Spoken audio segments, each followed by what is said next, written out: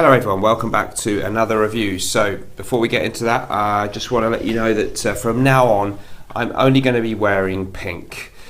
This really is because I just want to wear a colour that symbolises optimism, playfulness, my own sense of spirituality, and it simplifies matters. If I can just have this one monotone colour in my life, then I can just focus on my fragrance journey and the things that are really important to me. Okay, yeah, that's not true. This should be a white shirt, but my wife put her red knickers in with the whitewash.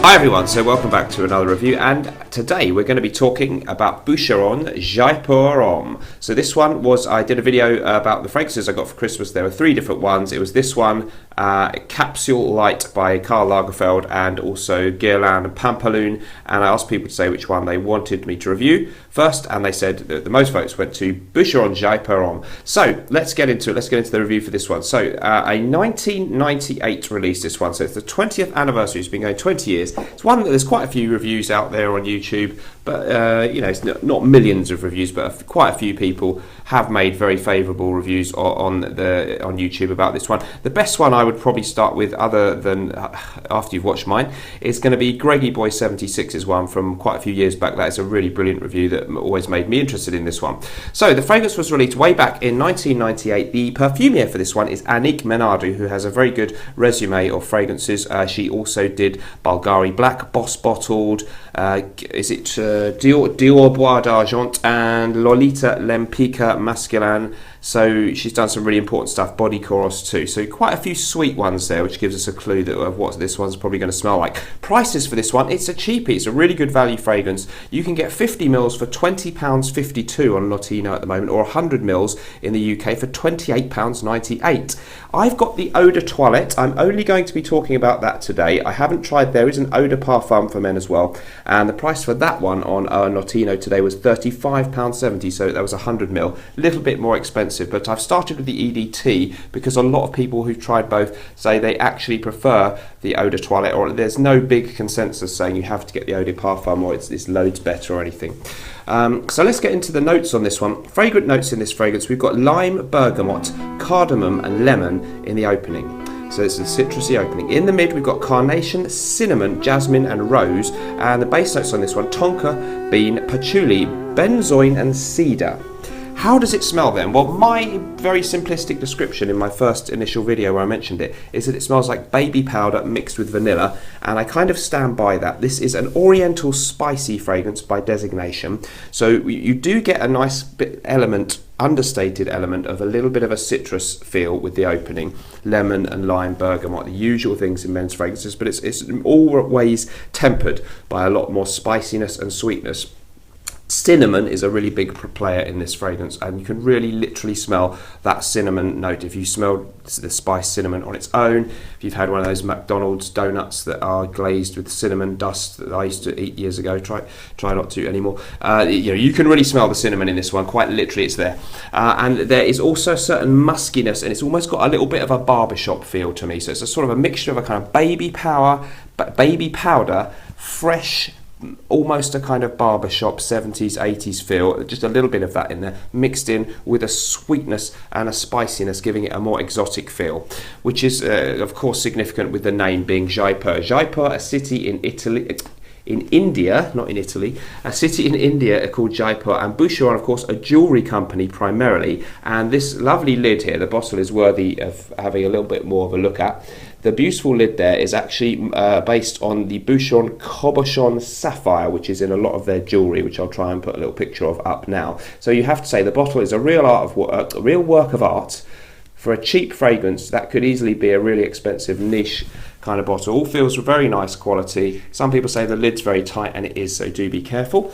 But I've not managed to damage mine yet, and I really like the design of the bottle, and it looks a little bit like an Indian building, like a house of the Maharaja's house, temple, that kind of thing, doesn't it, a little bit? So there's definitely a nice theme going on there. And indeed, some of those spices conjure up the image of spices from the Indian subcontinent, I think. So the fragrance is really, really pleasant. It's very, very good performing. It's got a very strong longevity and quite a nice sillage about it. I wouldn't say quite beast mode, but since I've had it, I've noticed it really is one that I'm actually aware of throughout the day when I wear this one, and I think I maybe need to calm down on my sprays a little bit. So for daily use, I would be careful on this one. Big nights out, maybe a bit more, but 5-6 sprays would be a real maximum, and for daytime use 2 or 3 sprays actually. Even someone like me, an oversprayer, if I was waiting to work, which, well, we'll get to appropriate occasions later, but I watch out with this one because it's strong. That's what I'm trying to say. Comparisons with this one. I do find things that this reminds me of. Some people have said Givenchy pie, and indeed I think that's a valid comparison. There is a fair bit of that nice powdery soft vanilla element with this one.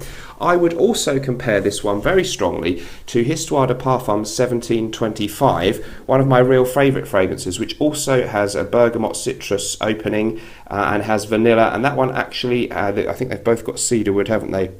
But that one also has almond in the notes, so there's a little bit of a difference, but there's a real big similarity for me in that both of these are very much barbershop kind of masculine fragrances, but with that sweetness thrown in, that neo-barbershop feel that I think perhaps came after Jean-Paul Gaultier's Le Male came out in 95. Then we've had some of these barbershop lavender type fragrances with more of a sweetness in them as well. Lavender's not listed in this one, but I wouldn't be surprised if it's in there. It does have that feel of a lot of the barbershop fragrances that do have lavender. Another very much barbershop type fragrance, I think, that this reminds me of a little bit is Brut. Brut aftershave here, one from the 60s and 70s and 80s that was popular with the hair on the chest type brigade.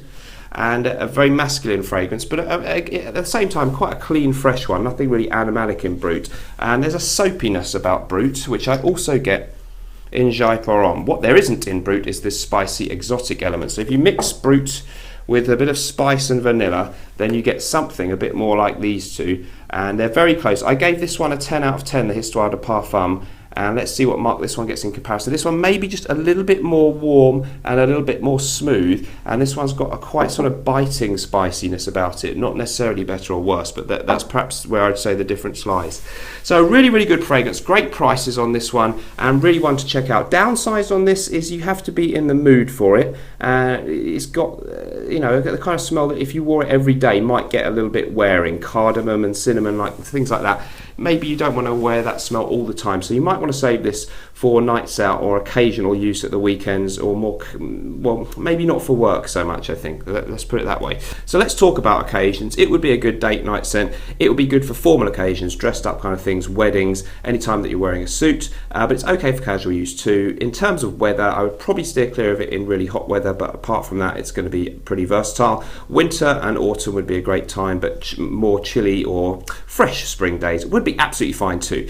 Older men are probably going to lean towards this more. It's 20 years old anyway, and it has the feeling of a slightly retro fragrance, so be careful. Not the youngest smell, and I think young girls in their 20s might say it smells a little bit odd, a little bit like their granddad or even their grandma, because it is a little bit of a powdery soft kind of smell. So beware with this one, and unfortunately it's very hard to blind buy. You're not going to see it in many shops. It is out there sometimes, but not where I live. So Jaipur Homme from Boucheron, the eau de toilette. I'd love to try the eau de parfum. Haven't tried it. I've heard that it's a little bit less of the citrus, a little bit warmer, a little bit thicker. Some say that the eau de parfum is more effeminate and maybe a bit much, a bit off-putting, more so than this one. So maybe this is the best one.